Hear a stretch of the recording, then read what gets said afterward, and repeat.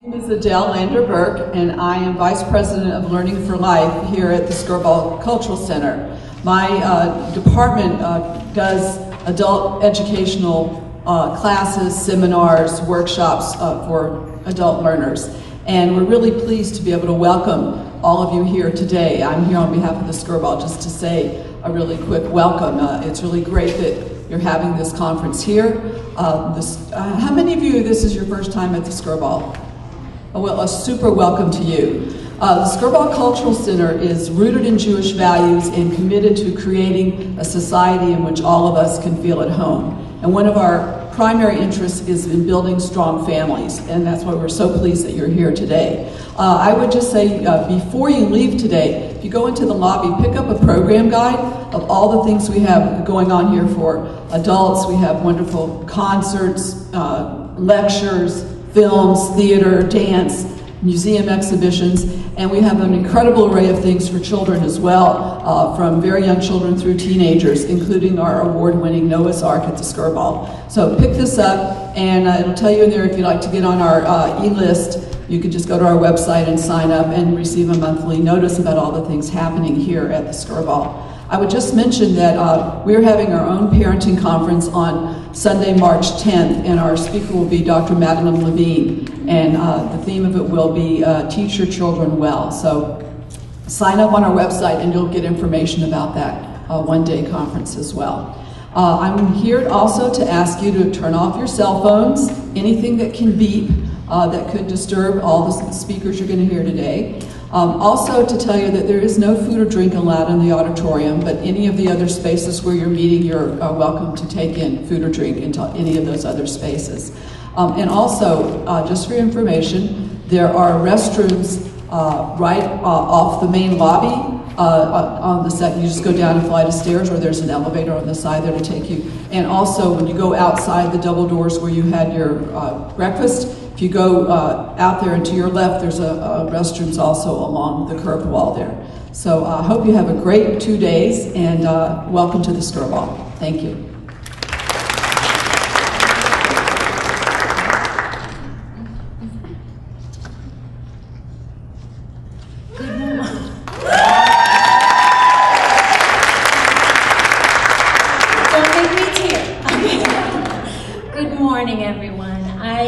I am JEANETTE Yoffe, founder of the Celia Center, which is a new nonprofit in Los Angeles for the adoption constellation, and your host today for this event, our 2-day conference. I would like to welcome everyone to the Adopt Salon Conference 2012 on behalf of myself and Leslie Johnson, our co-chair.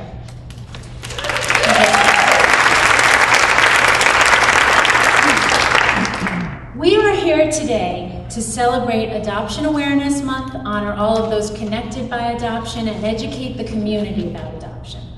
The National Child Welfare League came out with a statement stating something like this. I read it a few years ago.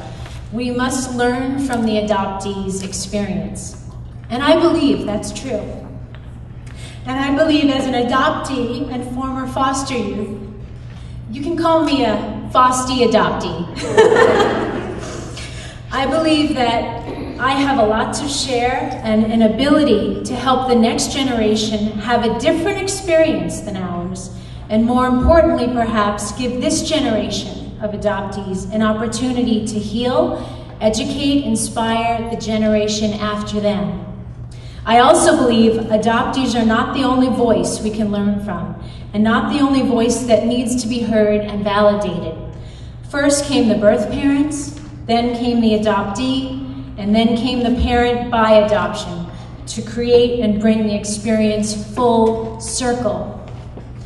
This experience of these three parties is not separate, but shared, and I believe this shared experience can be healed with our help together.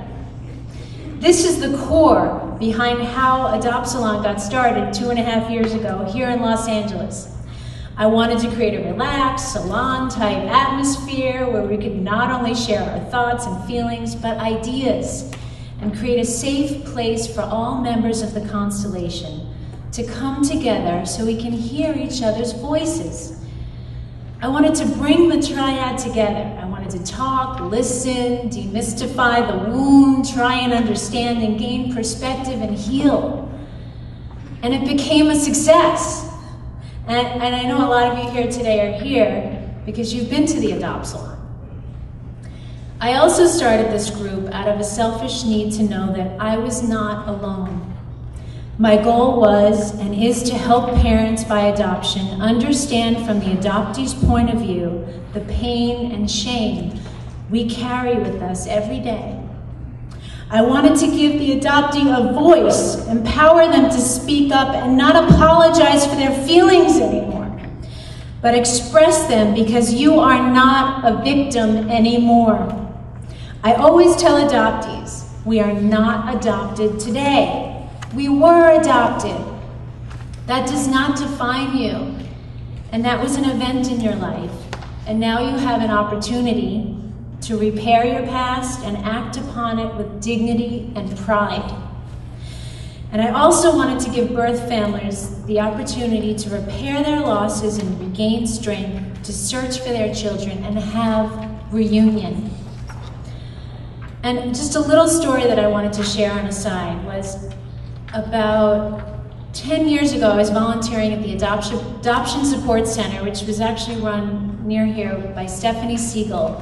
She wrote Parenting Your Adopted Child.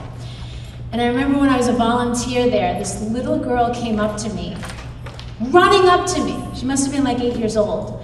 And she's pulling on my pants, and she's like, "Are you adopted?" And she's looking at me. "Are you adopted too?" And I just looked at her, and it was a moment for me that I realized I need to do something. I need to be a role model. I need to give this little girl hope. So I went back to school and got my degree in clinical psychology. And I just wanted her to know that everything was going to be all right. But I didn't have that hope growing up. I was very confused, overwhelmed, and I didn't receive the treatment that I needed. Lots of therapy and lots of support groups with people who had the same shared experience. Because I believe in that moment, I told myself, you need to do something about this. You can be a role model and you have a choice now. You know, yesterday the choice was made for us. Today the choice is made by us. I believe that we in the adoption constellation are one. We become one through this profound shared experience, and as one, we have an opportunity now to grow, heal, and erase the negative stigma that surrounds the adoption experience and end the secrets and lies. Can everyone see my shirt?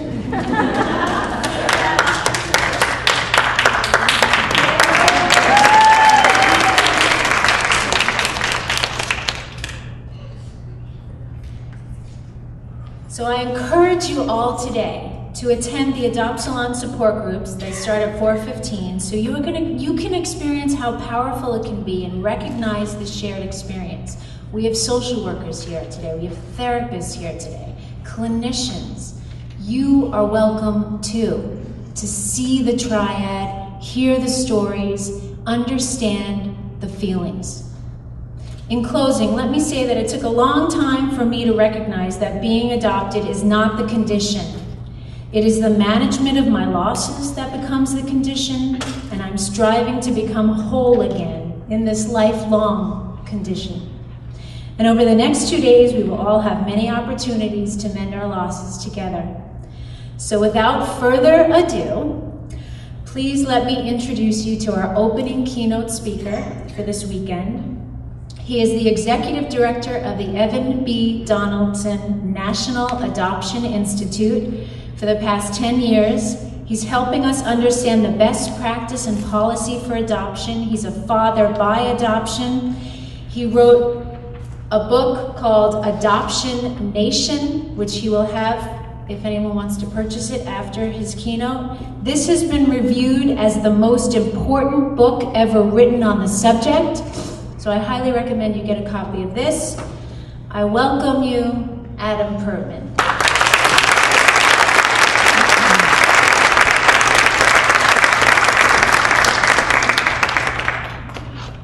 Good morning. I didn't know it was a stationary mic. Me standing in one place for an hour, for those who know me, is not really that good an option. Okay, good morning, everybody. Thank you for coming. Thank you for Jeanette for creating this. It's wonderful, and the turnout is wonderful. And as first years go, and I gotta say, especially in the age of the internet, when people think that going to a conference is logging on, this is really a great start. A great start, and I commend you, and I hope that you grow and thrive. So, that didn't work. There we go. Okay, I'm not going to read you all my slides because I have this wild guess that most of you can read, but we'll find out. But I would like you to take a look at them as I go through them. In particular, I just have a lot I want to say to you today, and I know that I don't have enough time to do it, so I'm going to hit highlights. And I'm going to leave, the whole show up there for you to take a look at. And I will tell you that all of the material, all of it that I'll present is on the Adoption Institute website. So it's there for the taking. We have a brilliant business model. We give everything away. It's free for the taking. Yay. And I urge you to, because the mission is more important than the money, alas. Not alas, but it's a nonprofit. So I do urge you to take a look at the Adoption Institute website, which is there, adoptioninstitute.org. We will sign you up by virtue of being here today. If anybody doesn't want it, let me know. But we put it. I was a journalist for 25 years, for those of you who don't know it. And it turns out I was practicing to put out a newsletter. So we put out a monthly newsletter that's really, really good. Those of you who get it, I think I see heads bobbing up and down. So we will sign you up for the newsletter. I had a sign-up sheet, but you're signed up for the conference. If you don't want it, don't want it. But you'll like it. If you're here, you will like the newsletter. And it'll keep you up on adoption policy, practice, news, and it's pretty good. So I sometimes describe the Evan B. Donaldson Adoption Institute as the most important organization you've never heard of. Now, I can do that less and less nowadays because more and more people have heard of our work, and it is being used nationally in big, significant ways, and I won't go into all of that, but again, I urge you to take a look at the website. Actually, let me do this. Now I can't stand here. Does this thing come up? No. Okay. All right. I'll explain the work of the Institute with a very short joke, with a point. So a mom, could be dad, takes her son, could be a daughter, non-gender specific joke. A mom takes her son to his first football game and afterwards says, "So what did you think?" And the kid says, "I loved it, it was great. I loved when they threw the ball around and they ran all over the field and they jumped on top of each other, it was so cool, but why all that fuss about 25 cents? And mom says, "What are you talking about?" Kid says, "At the beginning they threw a coin up in there, and the whole time after that it's get the quarterback, get the quarterback." And the point is, and there's a point, that if no one ever explains the rules to you, if no one tells you who the players are, if no one tells you how it's supposed to work, you can't even understand what's happening in front of your very eyes. And that's what we did in the world of adoption for generations. For generations. And then we expect everybody to understand what we do. Tell me how that's supposed to work. Secrets and lies. So the work of the Adoption Institute, very, very distinctly, is to explain to people through research, through policy development, through education advocacy, what's happening in front of our very eyes. Because when we do that, we get to a much, much better place. So these are examples, what you see up here. Can you see that some of those things are in red? Okay. These are just examples of some of the work that we do and that we've done over time. The stuff that's in red are the projects, the initiatives, research that I'm going to touch on today in this keynote. Though only touch on, because again, we don't really have time. And what I want to use them to do is illustrate just how radically adoption is changing. When I say rethinking adoption in the 21st century, what I mean in a nutshell, and I'll get to the specifics, is that adoption was created, formal adoption, not informal adoption, which has been prevalent in communities of color, but formal adoption in America began as what? White, unwed mothers, right? giving birth to babies out of wedlock, and those white babies being adopted by white married couples. Adoption policy, practice, attitudes, understandings, the whole shebang is based on that. That was Adoption America, period. Is that Adoption America today? So when I say, is it time we have new realities, and again I'll go through the specifics, my assertion, my best thinking, my deep belief is that we do have to rethink adoption in the 21st century, because the basic structures on which we still build everything we do, with changes at the margins and tinkering here and reworking there, is still based on that model. And it's a model that doesn't exist. So we'll talk about that today. What I will do is touch on just the few research papers, initiatives that are in red today, just to illustrate what I'm talking about, what we can do about it, how we can make progress. And here's new projects that we're working on, and we're actually have some new ones even after I made this slide. It's very exciting. It's a very exciting time at the Institute. But I'm gonna, the top one I am gonna touch on, because if we're gonna rethink adoption in the 21st century, nothing is changing our world more rapidly or more conclusively and pervasively than the internet. And we are in the midst of, we're about to publish the first ever study on adoption on the internet, because we don't know very much. And we did it in response to real need. Because agencies, parents, everybody, what's going on here, what do we do? And so when you start a research project, you do a lit review. You look at what knowledge there already is. And so we did, and there was nothing. So I'll touch on that, and that's going to be coming out in the next 3-4 weeks. And I have 2 new books out, actually.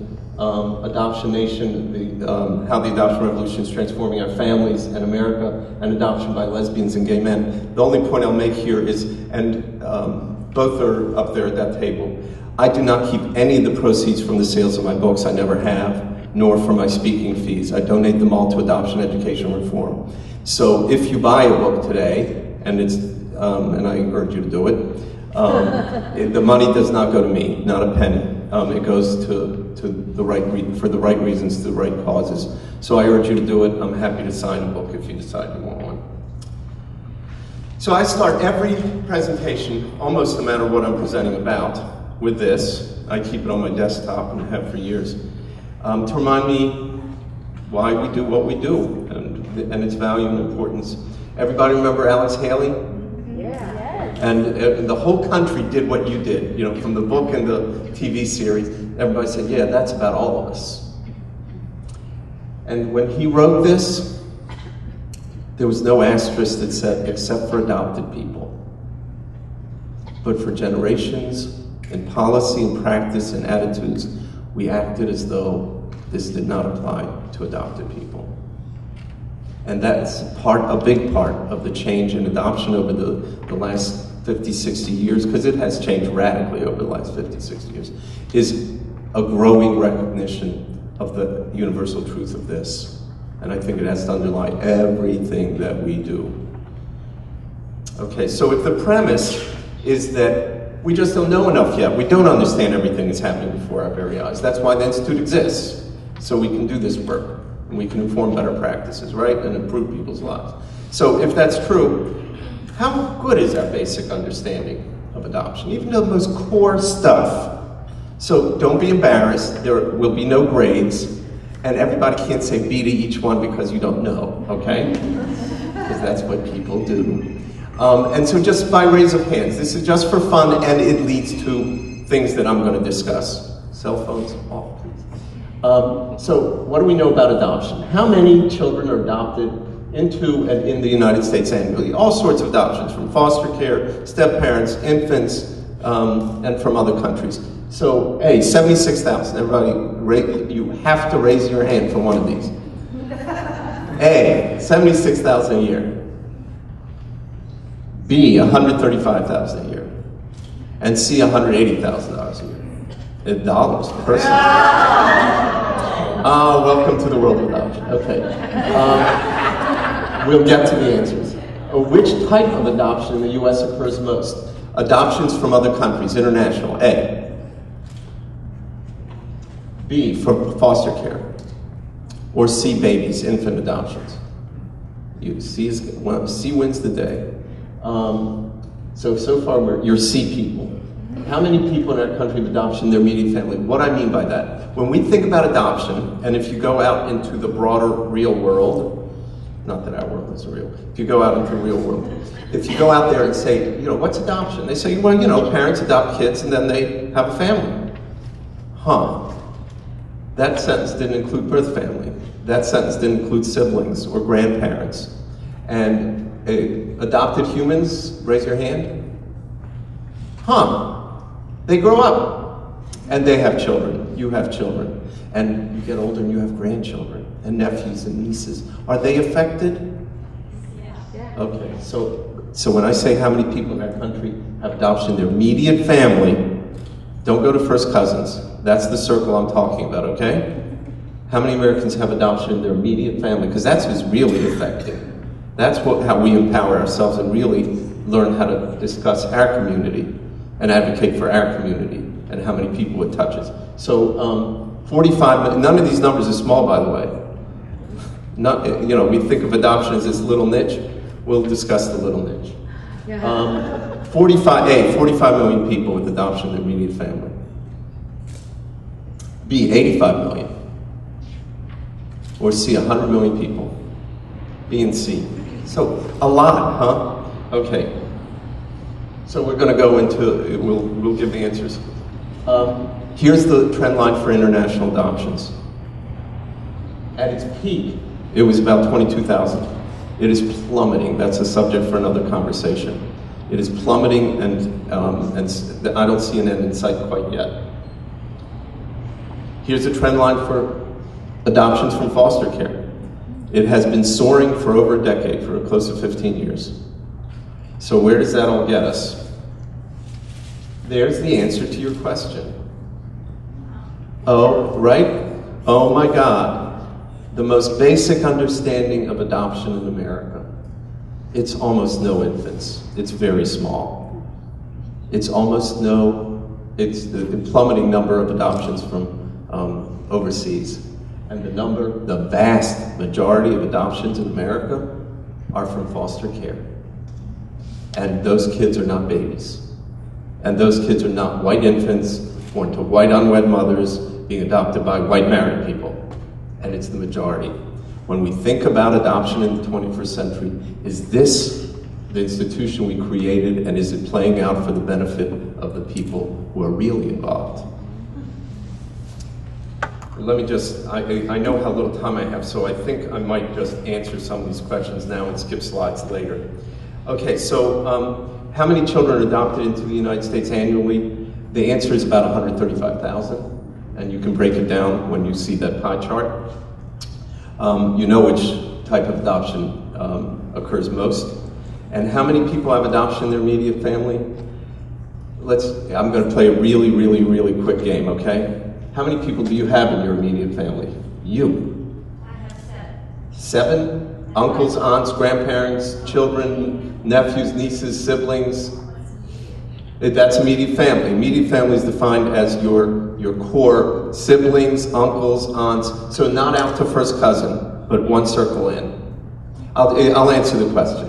The answer is, from the census demographic data, 15 to 20 per person. Okay? And we think there are 6 to 8 million adopted people in America. We've actually done some work at the Institute. We think it's about 7.2, 7.4, but there's no registry, so we don't know. And some of those people are 80 years old and some are 8 years old, right? So some have grandparents, some have grandchildren. So let's do the math for a second. Let's lowball everything so no one says, oh, you're exaggerating. This is the little niche of adoption in America, okay? So 6 to 8 million, we'll say 6, it's higher. 15 to 20 per person, we'll say 15. 6 times 15, any math wizards? 6 times 15? 90 million. At least 100 million people with adoption in their immediate family, and we didn't count birth family. We didn't count foster family.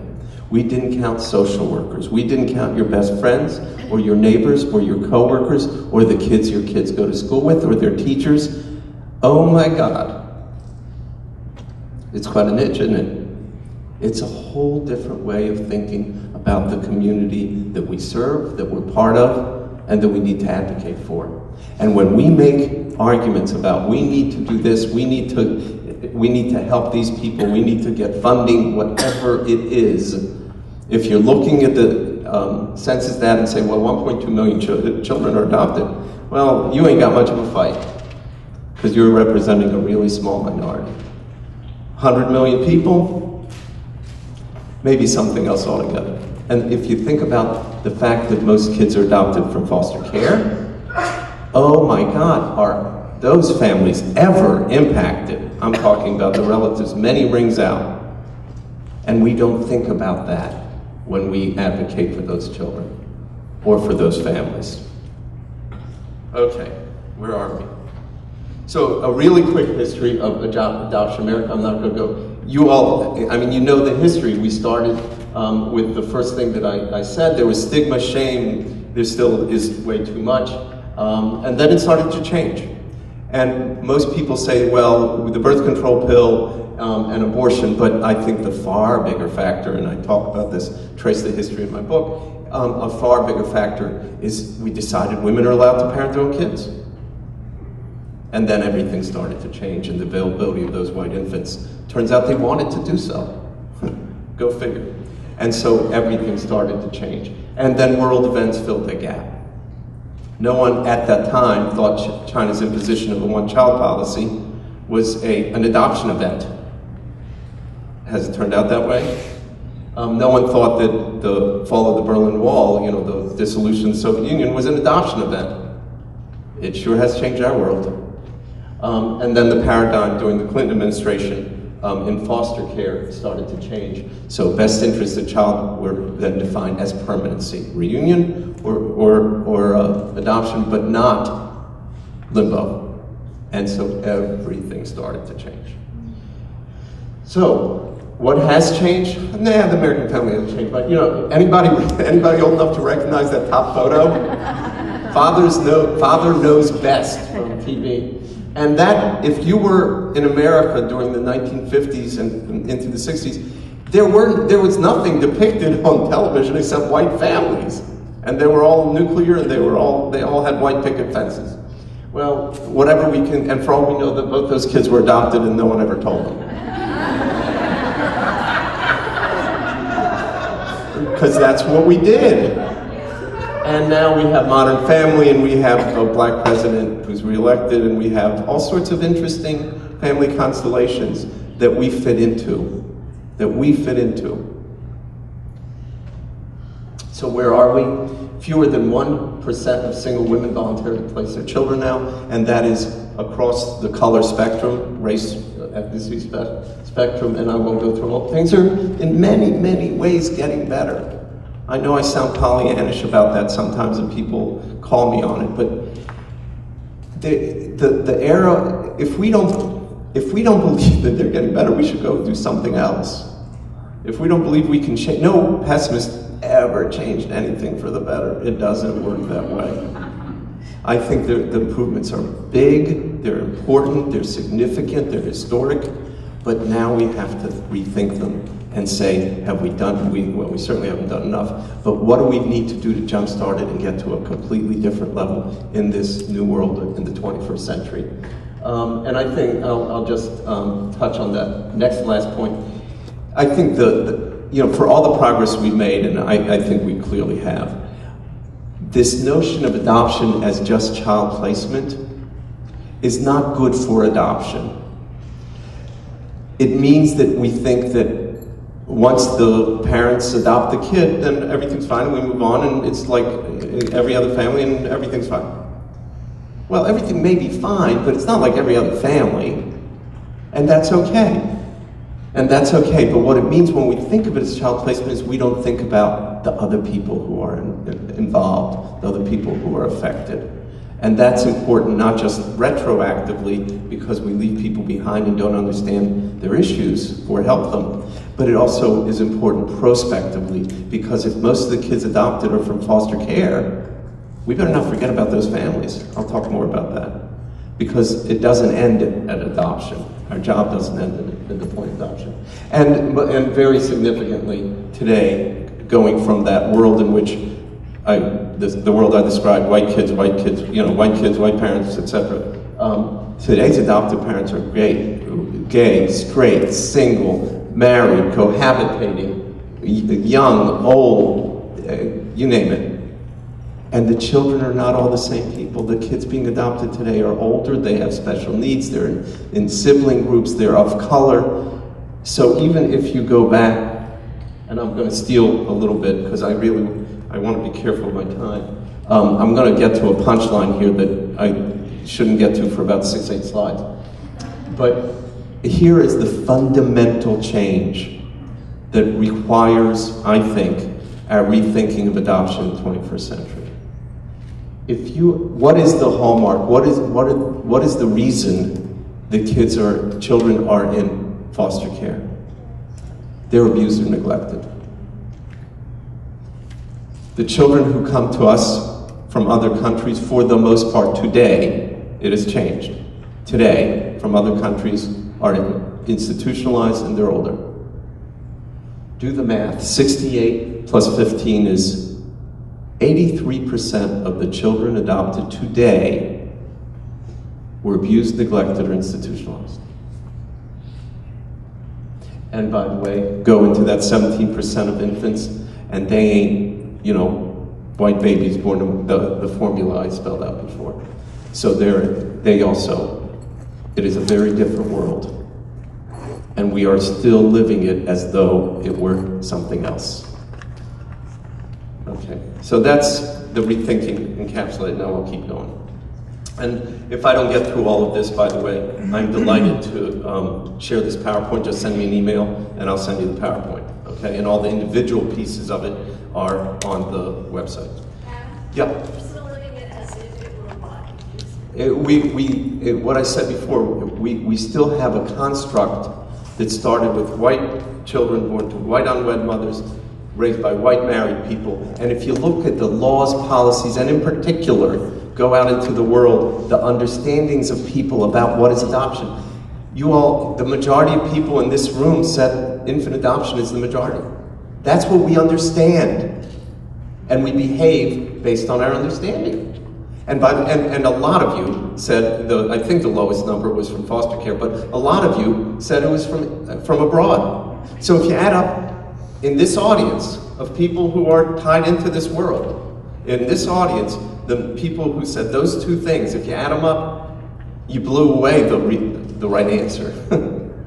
So we act on that understanding. You think legislators have a different understanding than you do? Policymakers have a different understanding than you do? So much go to closed records, closed original birth certificates. And what are those people who are keeping them closed basing their knowledge on, their actions on? A world that doesn't exist, A, and B, going back to my first joke, not understanding the people involved at all. So we pay a big price for that lack of knowledge and for those generations of secrets and lies. This is just a slide that tells you about how pervasive the change is. And the change is big. Most of the adoptions overwhelmingly, most adoptions from broader transracial, so we're now talking about multiracial families, on and on. Again, I'm not going to go through all of these, but it gives you some sense of just how radically the families have changed. But policy, practice, attitudes have not kept up. And now I'll talk a bit about several research studies that speak to this and talk about what we can do. Cute, huh? Okay. So the first is untangling the web, and I'm going to elaborate on all of these, by the way, during my 2-hour workshop. So anybody who's coming to those will hear. It will be right here. And so anybody who wants to hear more, I'm just, again, going to skim the surface of these, but all of these are available, except for untangling the web. It'll be available in a few weeks. All these are available on our website. So what are the principal findings? Traditional ethical practice, however one defines it, is at risk. The financial model is at risk. I'll talk a little about, I'll preview it if I have to skip the slide. How do you, you're the ethical agency, okay? And you're placing infants. And you want to do it right, you're training the people, everyone involved, you're giving counseling to everyone involved, you're being transparent about your fees, you're telling them what the realities are. You may have to wait 2-3 years if you want an infant, and it's probably not going to be a white infant, or maybe it will be, and you're laying out the realities of what's going to happen. And then that couple who's looking to adopt, I'm stereotyping here, but it's real, that goes online and sees you can adopt a healthy white infant in 4 to 8 months. That agency has an economic problem. And I want to know how those people on the internet can promise you a baby in 4 to 8 months. What are they doing? What's the regulation? Who's monitoring it? So, traditional practice is in real peril. Finding birth relatives. I mean, there's lots of good news here, by the way. Lots and lots. Search, reunion, resources, ways to get kids with special needs homes that there never existed before, and on and on. But if everything were going really well, we wouldn't do this work. There are issues we need to deal with. So finding birth relatives is becoming easy, commonplace, and that has huge implications. A lot of wonderful reunions, really a lot of wonderful reunions. And it's probably, as a changing adoption in the 21st century, the era of closed adoptions is probably finally coming to a close. There will be casualties, there will be people who never find. But the era of being able to do that, no ethical or unethical practitioner can utter the words, "Oh, don't worry, it'll be private or secret for the rest of your life." You're lying. You can't know that. So fundamentally, the institution is going to change. It's changing, and it's going to change. Legal judicial safeguards, what do I mean? Very quickly, most adoptions are from foster care. I'll give you a real example from Connecticut, a story someone gave me about a year ago. What did I do? There we go. The 11-year-old girl had been abused pretty badly by her birth father, had been in the foster placement, in the adoptive placement for about 3 years. She was doing great, really healing, really doing a good job. And then she went on Facebook one day, and bio daddy was on there saying, "Hi honey, love to see you." And she's back in very intensive therapy and relapsed and is in bad shape. What did the judicial orders, because there were judicial orders that said what could and could not happen, restraining orders, visitation, where did they go? The internet obliterated them. And I don't think the courts, the legal system, understands what this means. And when most adoptions are from foster care, they better understand what it means. This project, the first phase, the first year is done and we're going to publish, but we want to hear your input, your stories, because this is fresh. There is no lit review. So if you have any input, ideas for the continuation of this project, which is going to be a years-long project, please send us an email to internetprojectai for Adoption Institute @gmail. Okay?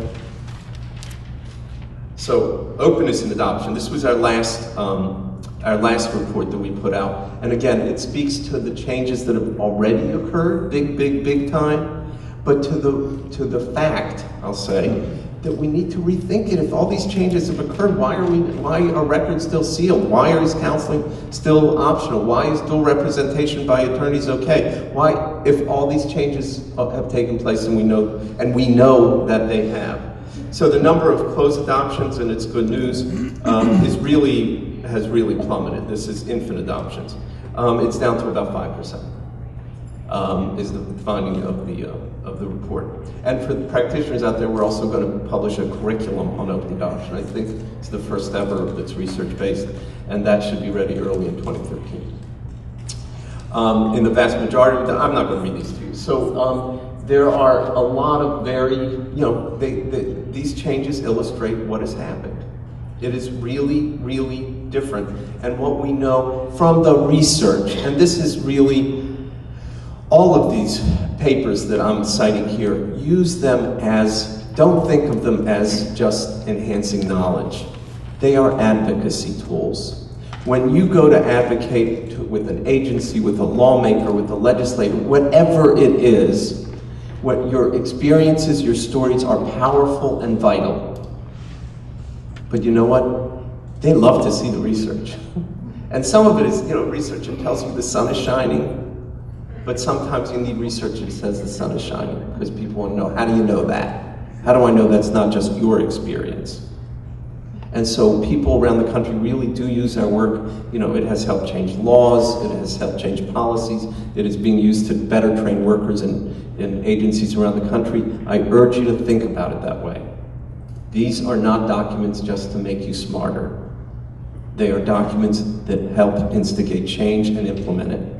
So anyway, that came to mind because, to say that the primary benefit of openness is access by adopted persons to relatives, medical information, genealogical and family history, duh.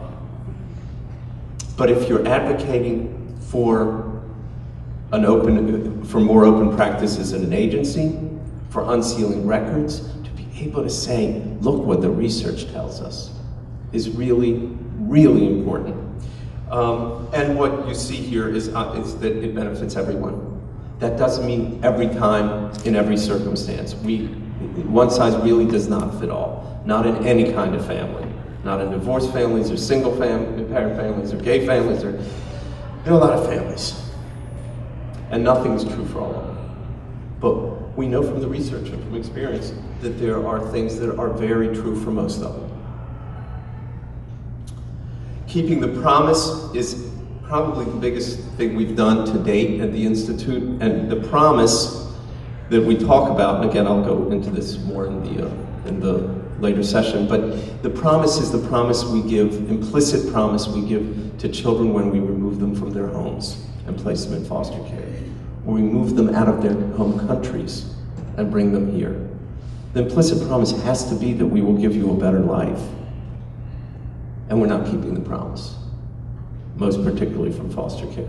So keeping the promise is all about a continuum of services, post-adoption services, to not just help families be formed, but to help them succeed. And post-adoption services, I think, are probably the most vital element of our world that is not getting sufficiently addressed. And we just got a small grant to keep going on this work for another year. So we are on it. And if you want to know more about it, you can look at our website. This is, the synopsis is here. What time do I have until, by the way?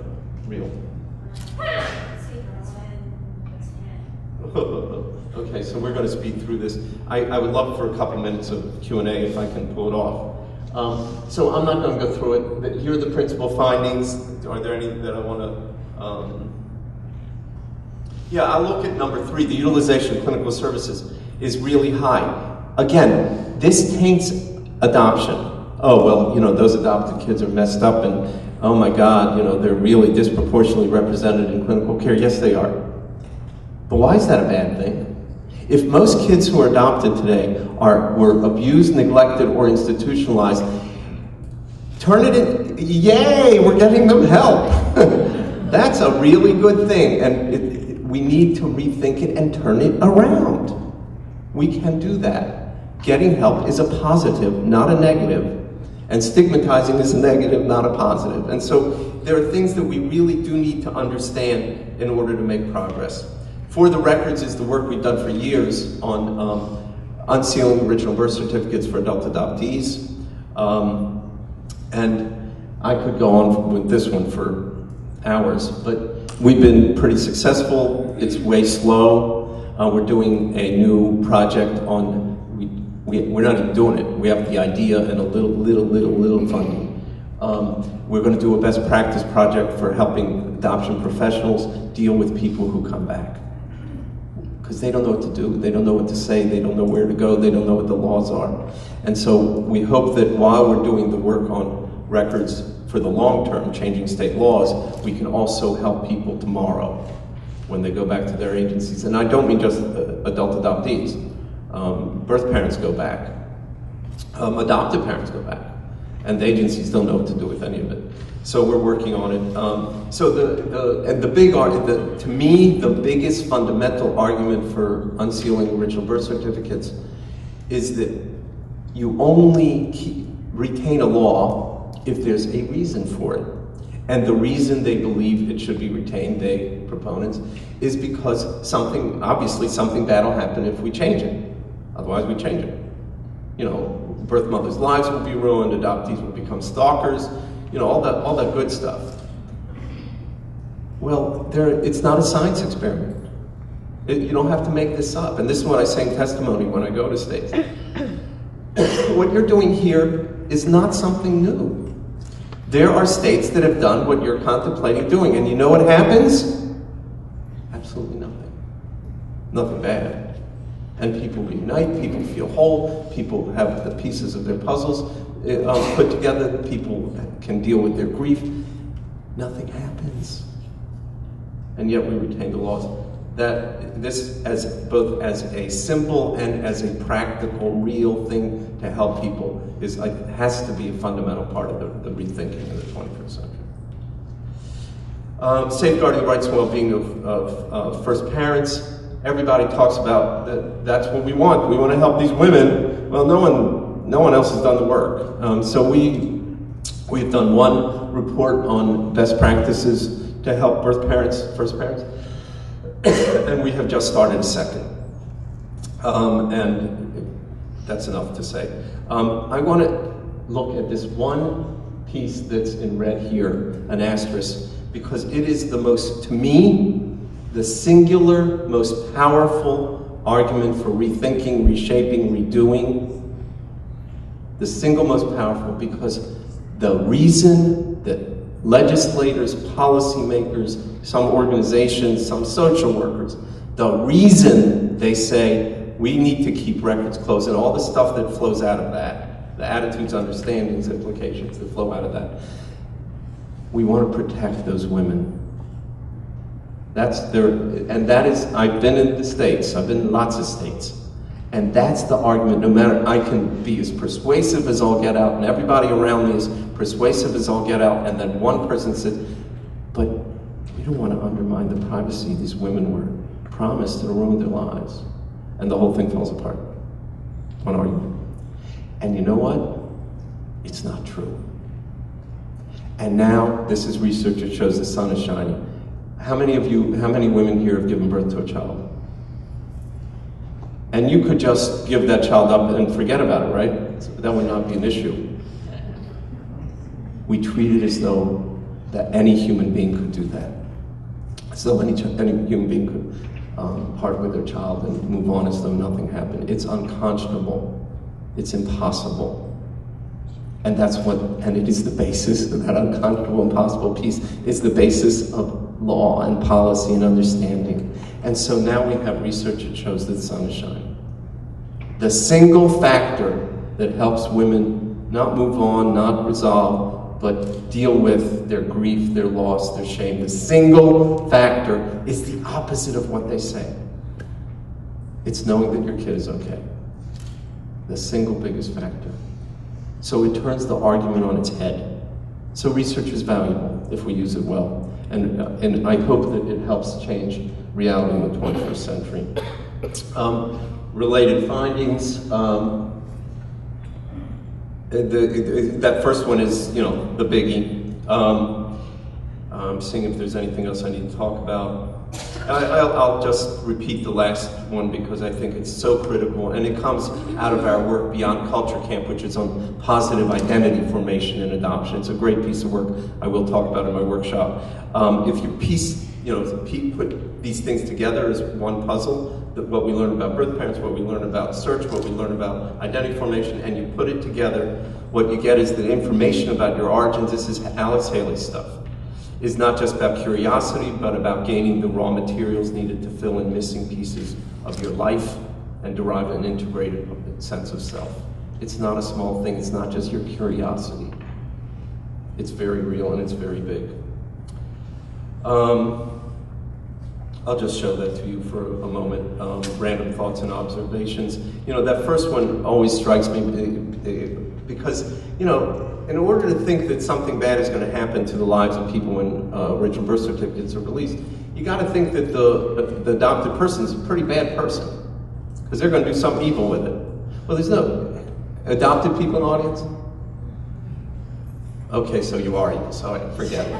I mean, it's so insulting at its core, that it's hard to even want it to make an argument, because it's just, but it's also in practice and in research, again, it's just not true. And so the outcomes don't happen because they don't understand what's happening before their very eyes, the people who shape these laws and practices. So rethinking adoption, what does it all mean? First, for perspective, please, because we sometimes live in a little bit of a bubble. Do remember that adoptive families are the only ones with complex issues. Okay? Not. It's really important that we understand the issues. It's really important that everybody be respected, be included, all this stuff. But we can lose sight and think that, oh my God, look at our world. Okay, so the pie chart, this was where I usually get to the pie chart and add up the 68 and 15 and get to 83%, and just to demonstrate just how radically our world has really changed and the need to rethink. So best practice, I think, has to be about success. If all we're going to do is place kids for adoption, I can show you that chart from foster care again, and we can say, we did it, we know how to do it, we're done, we can move on because we know what we're doing. And it's not true. The mantra in the foster care world, forever, and outside of it, has been that every child deserves to be in a safe, loving, permanent family, right? When kids are abused and neglected, sometimes badly, some of the families in which they're adopted are safe, loving, permanent, and hell on wheels every day. So have we done our jobs in the 21st century if that's who the kids are? And if we think that child placement is the end-all measure? I don't think so. I think we have to redefine it as family success. It's a whole other part of a conversation, and I'm happy to have it. Everybody's rights need to be considered in the 21st century. Would have been nice in the 20th. I'm not being Pollyanna here. And what do we need to do? We need to educate parents. We need to educate mental health professionals because they don't get training in the issues in which they're working. We need to educate teachers and journalists. It's not a lot to do, don't worry. And we have to do all of this. Conferences, all of the above. But first, we have to know what's happening before our very eyes. Because if we do not, we cannot make the progress that we have made in the past. We simply can't do it. So, another quick joke. Forgive the religious reference in this joke. If you retell it, you can use your own religion, ethnicity, anything. I use my own, hopefully not to insult anybody, and the joke really is shorter than the explanation. A waiter walks up to a table full of elderly Jewish couples and says, "Excuse me, is anything all right?"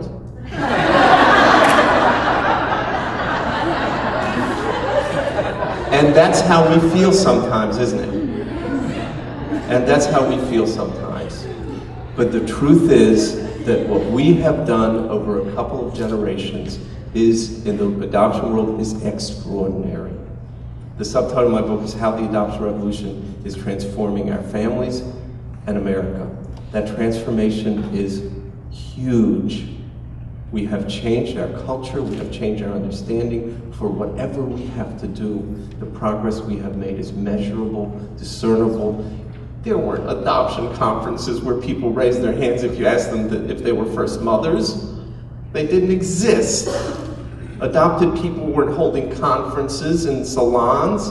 They didn't exist.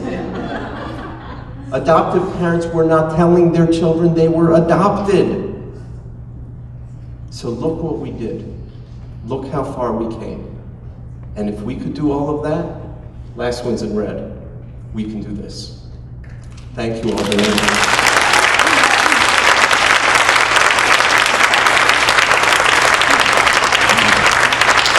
I think I have time for a couple questions. Thinking of the changing world, I've had Dr. Days this summer. Oh, wow. Yep.